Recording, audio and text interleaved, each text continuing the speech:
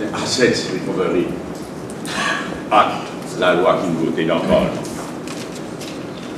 Nous tous connaissons qui, ces derniers temps, nous judiciaires, connaissons certaines dérives bien dangereuses. Surtout côté l'arbitrage. L'arbitrage par un juge. Et ensuite, finalement, il débouche le scandale, arrestation de la police, scandale d'un secrétaire de juge. Mais heureusement, nous judiciaires peuvent prendre un nouveau départ. Et nous avons droit d'être tout à fait optimiste concernant nos judiciaires dans les jours à venir.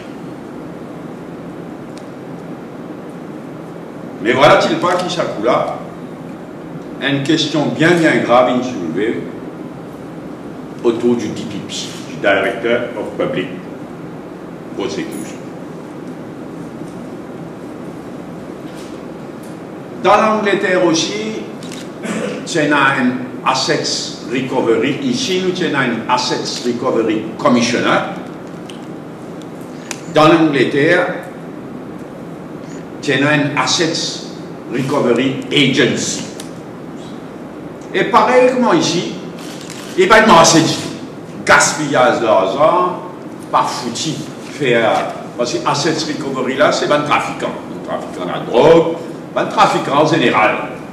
Alors, elle saisit, ça va dire bien illégal. Ici, comme en Grande-Bretagne, fiasco. Un petit casse n'a rien du tout. À Maurice, en tout, un peu plus que 100 000 roupies. L'Angleterre aussi pareil. Fiasco. Avec pour résultat qui, en Grande-Bretagne, en 2008, une sens de la loi, une cancel ça. Assets Recovery Agency là, cancel et il merge into en 2008 toujours, il merge into le Senior Organized Crime Agency, le Senior Organized Crime Agency.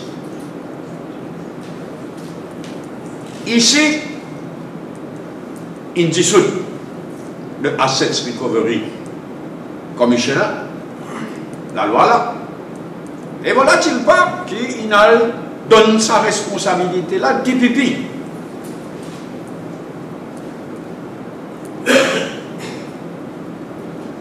Alors, qui ne sait pas du tout le rôle de DPP. Nous constitution claire. Il y a une section de nos constitutions qui concerne les DPP, qui crée un poste constitutionnel et qui garantit sur l'indépendance. Et sa rôle de DPP là, dans nos systèmes judiciaires, dans nos law and order, c'est une institution clé. L'Ibizin above board net. L'Ibizin peut être mêlé à aucune polémique. L'Ibizin inspire une confiance totale pour lui jouer ce rôle clé. C'est pourquoi nos constitutions claires, il y a une job là et c'est tout. Ça là qui prend sa assets recovery, mais qui n'a pas sorti. C'est pas du tout ce rôle. Ça pour là, il donne les pouvoirs pour écrire du monde, pour faire une enquête, pour récupérer l'argent, pour décider qui manière de pousser l'argent là, s'il vous plaît. Qui n'a pas du tout ce rôle.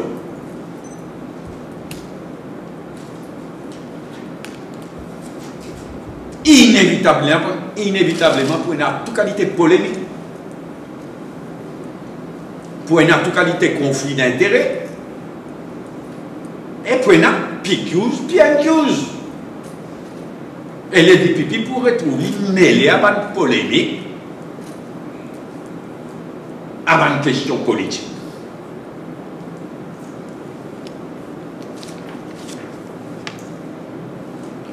Déjà là, il y a un conflit d'intérêts.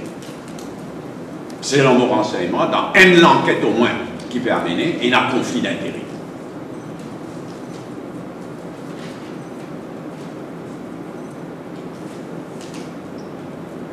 En fait, il a créé un ICAP bis, mais ça n'a aucun contrôle. Quand tu votes ensemble, tu votes l'ICAP en 2000 2005. Tu votes une vraie la loi avec toutes les précautions nécessaires pour empêcher qu'il y ait l'ICAP d'humains, wrong people, dans wrong places, persécuter du monde, comment nous trouver? Là, il crée un ICAP bis sans aucune précaution. Un pouvoir illimité en ce qui concerne maintenant. Il suffit qu'il y en a qui doutent. Comment il y en a qui doutent là, qui gagnent, l'enquête ouverte.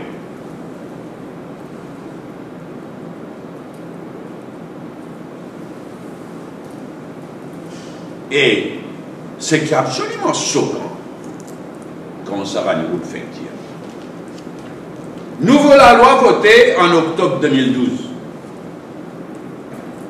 Alors, cancel Assets Recovery Commissioner, cancel la loi avant, intégrée à travers Assets Recovery Act de 2011, pardon, avril 2011, on disait une bêtise, en avril 2011, qui cancelle ce qui existait, donne sa nouvelle responsabilité là à DPP.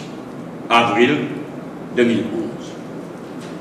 Un an plus tard, amende complètement la loi là. Ça a même montré qu'il y a un travail bâclé, pas une réfléchie. Quand vous faites la loi importante comme ça, vous prenez le temps pour considérer, vous laissez l'idée là mûrir. Et quand vous votez, vous votez pour un bon nombre d'années. Il n'y a pas amendé, mais le fond, là, un an plus tard, 2012, un changement fondamental. Et c'est tout le plus choquant. En avril 2011, l'État donne DPP le pouvoir pour les recruter par les investigators, pour les set-up et les cartes parallèles. Pas son rôle, ça donne-lui ce pouvoir-là. Mais ça, au moins, prend la précaution habituelle. Avant qu'il y ait un renseignement, le compte en banque, côté la banque, s'il y a tout l'assurance, tout ça là, comme habituellement, ils ne passent pas un juge en chambre, ils ne passent pas the court. La loi là, c'est absolument clair. Ils ne passent par la cour. Et papa, bien je présente ça en 2011, vous trouvez, je présente ça comme une garantie, du monde safe, pas pour capable, je ne dis rien dans l'intervention en 2012. Qui voilà, vous ne passez pas juge, à tracasser un an plus tard d'un simple trait de plume, fou ça de haut. Ouchies!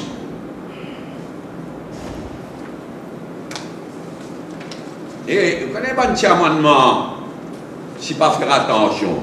Vraiment, qu'est-ce que ça? Il y a un petit trait de plume, alors, il y a un petit trait de plume, Section 48 of the Principal Act, il votait un an avant là. Section 48 of the Principal Act is repealed and replaced by the following section.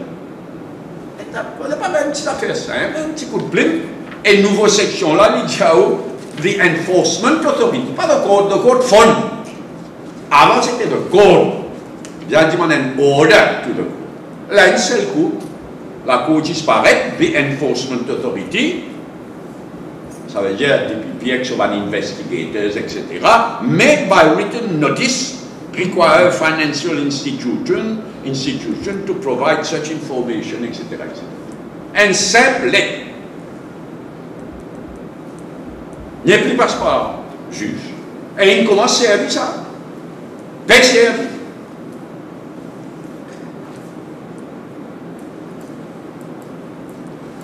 La question qui est posée, d'abord, il est extrêmement dangereux, il est extrêmement grave, il dénature le rôle du DPP dangereusement. Et m'aurait dit, pourtant, nous judiciaires, le DPP, une affaire essentielle pour la stabilité du pays, pour la démocratie d'un pays. Essentielle.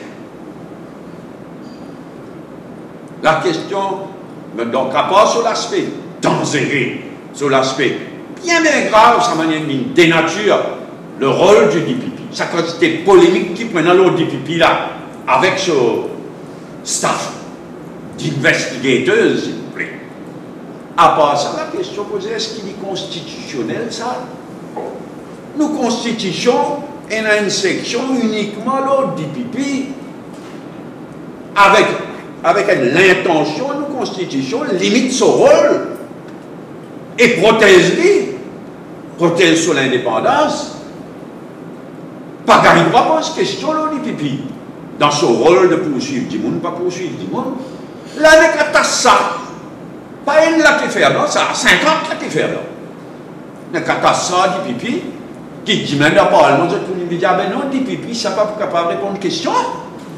Quand on a bien une accuse, quand on a plus accuse, et on finit par répondre.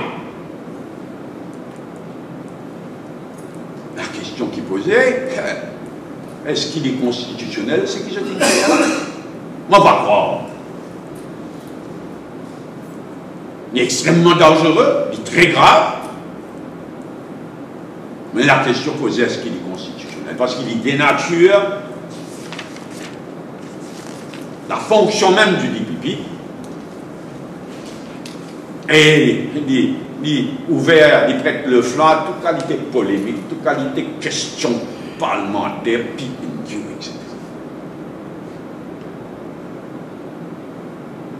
C'est pourquoi nous devons bien réfléchir. Ça peut soulever la rentrée parlementaire. Mais on demande, on va connaître le président de la République avant d'y asseoir. On va bien guetter sa dimension là, mais il n'est pas trop tard. Nous tous, bien ressaisir et reguetter ça. Sinon, nous pouvons faire un dito terrible à sa institution extrêmement importante dans la Constitution, qui est le poste de DPP, tel que protégé et entrenched dans la Constitution. Nous tout bien ressaisir, bien revoir fondamentalement toute la question.